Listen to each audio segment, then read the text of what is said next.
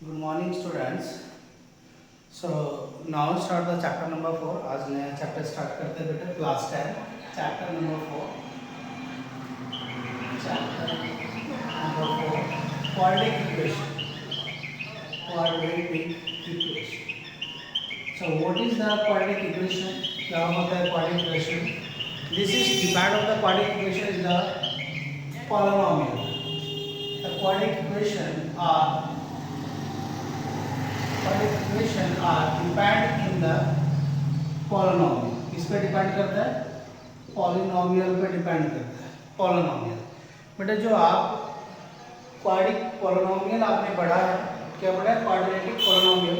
तो quadratic polynomial क्या था? These are the highest power of variable is 2, so it is called quadratic polynomial. कि अगर आपके पास कोई पॉलिनोमियल बनता था ax² + bx + c, तो ये क्या कहलाता है? This is quadratic polynomial. But यहाँ पर क्या होता है? Quadratic equation are so ax² + bx + c is equal to 0. अगर इसी क्वाड्रेटिक पॉलिनोमियल के इक्वल टू हम 0 डिनोटेड करते हैं, so it is called quadratic equation. This is equation and this is a quadratic polynomial. तो यहाँ से जो आपका क्वाड्रेटिक पॉलिनोमियल चैप्टर आपने क्वाड्रेटिक पॉलिनोमियल पढ़ा है बेटा, यानी पॉलिनोमियल चैप्टर पढ़ा है, उसमें आपने क्वाड्रेटिक पॉलिनोमियल पढ़ा था. उसी से रिलेटेड आपका जो चैप्टर नंबर 4 है क्वाड्रेटिक इक्वेशन. तो आज हम क्या पढ़े? Quadratic equation. तो क्वाड्रेटिक इक्वेशन क्या होता है? The highest power of the variable is 2 and the standard form of ax² + bx + c is equal to 0, so it is called quadratic equation. तो इसे हम क्वाड्रेटिक इक्वेशन बोलते हैं. But this is a quadratic polynomial. Quadratic polynomial में अगर हम बात करें बेटा, तो आपने एक चीज पढ़ी थी जिसका नाम था जीरोस. तो बेटे जीरोस को अब कन्वर्ट करके एक नाम दिया गया रूट्स. तो आपने यहाँ पर क्या पढ़ा था? जीरोस पर आप इस चैप्टर में क्या पढ़ेंगे? रूट्स पढ़ेंगे. ठीक है. जो वैल्यूज आपके पास x के निकल के आती थी, x की वैल्यू जब निकल के आती थी, तो आप उन्हें क्या बोलते थे? जीरोस बोलते थे. पर यहाँ पर x की जो वैल्यू निकल के आएगी उन्हें क्या बोला जाएगा? रूट्स बोला जाएगा. ठीक है. अब बेटा रूट्स के पॉलिनोमियल के अंदर आपने कंसेप्ट और पढ़ा था सम ऑफ जीरोस यानी alpha plus beta is equal to -b upon a and product of zeros alpha dot beta is equal to c upon a.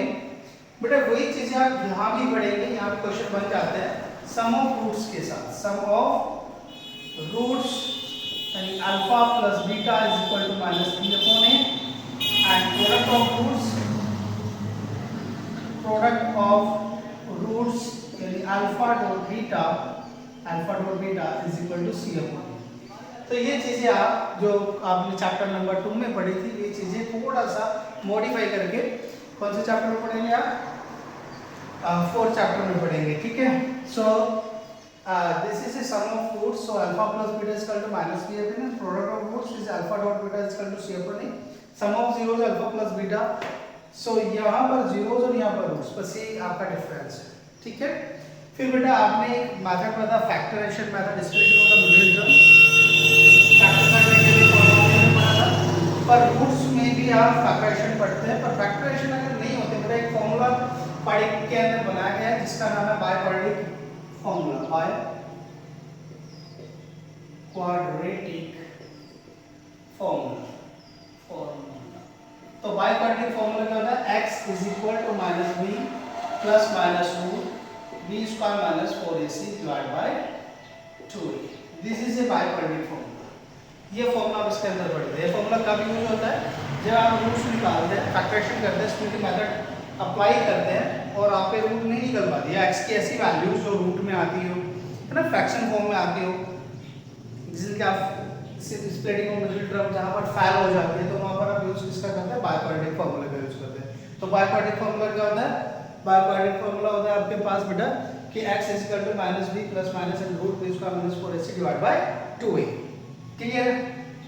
अब इसके बाद बेटा बाय क्वाड्रेटिक फार्मूला के बाद एक चीज और आपका एक्सप्लेन करते हैं, एक्सप्लेनेशन करते हैं बाय क्वाड्रेटिक फार्मूला.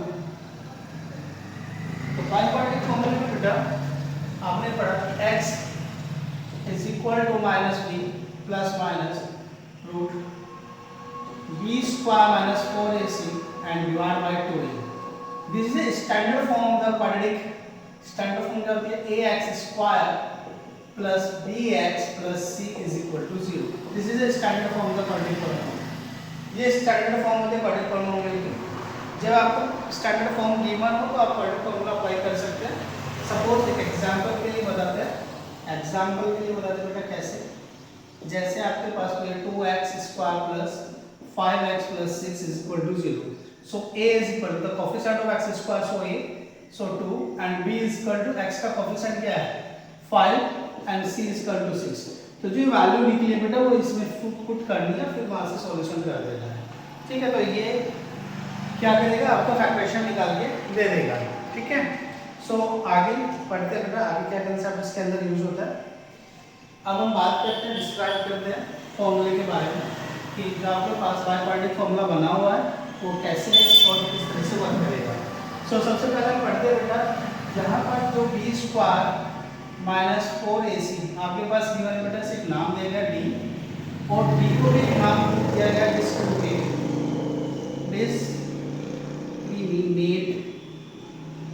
डिस्क्रिमिनेट. तो डिस्क्रिमिनेट क्या होता है? डी होता है और डी की वैल्यू क्या होती है? D is equal to B square minus 4ac होता है. ठीक है, अब बेटा बी भी 3 कंडीशन पे डिस्क्रिमिनेट जो आपके पास बना हुआ है वो 3 कंडीशन पे वर्क करता है. इधर लिखते हैं डिस्क्रिमिनेट भी 3 कंडीशन पे वर्क करता है. कौन कौन सी 3 कंडीशन होती है? एक होती है बेटा नो रियल रूट्स. एक होती है डिस्टिंक्ट रूट और एक होती है रियल एंड इक्वल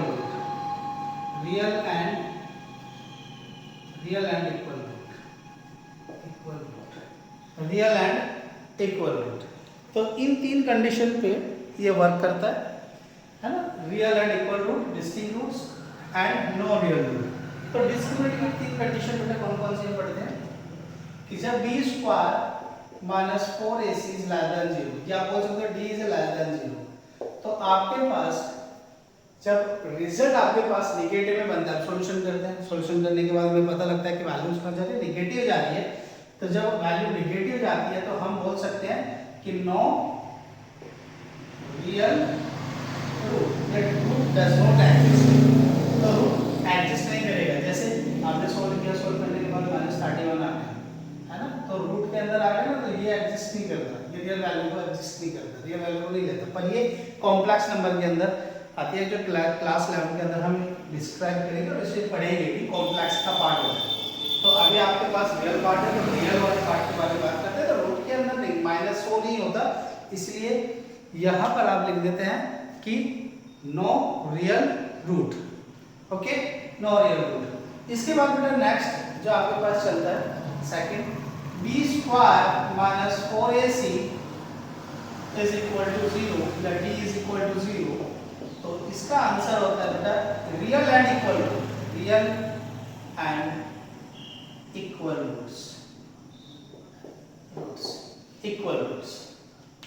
रियल भी होंगे रूट्स एंड क्या होंगे? इक्वल होंगे. तो इसका आंसर क्या हो जाएगा? Real and equal roots. And third is b square minus 4ac is greater than 0, so d is greater than 0. तो इसका आंसर होता है बेटा रूट क्या होता है? Real and distinct roots. तो ये आंसर होगा. ठीक है, रियल भी होंगे और डिस्टिंक्ट भी होंगे.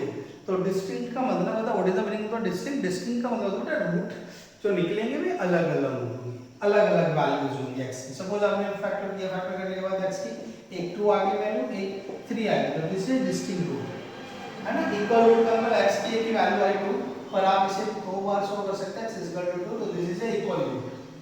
ओके, तो आपका जो चैप्टर है introduction of the chapter, so this is a finish.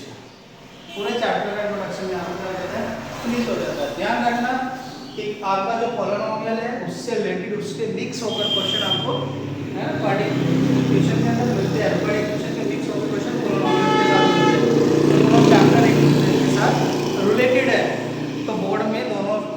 Chart use करके क्वेश्चन बन सकता है, तो आपको बहुत ध्यान से पढ़ना है। ओके, तो आपका जो चैप्टर का इंट्रोडक्शन है आज वो यहाँ पर फिनिश हो जाता है। This is finish off the chapter, introduction of chapter.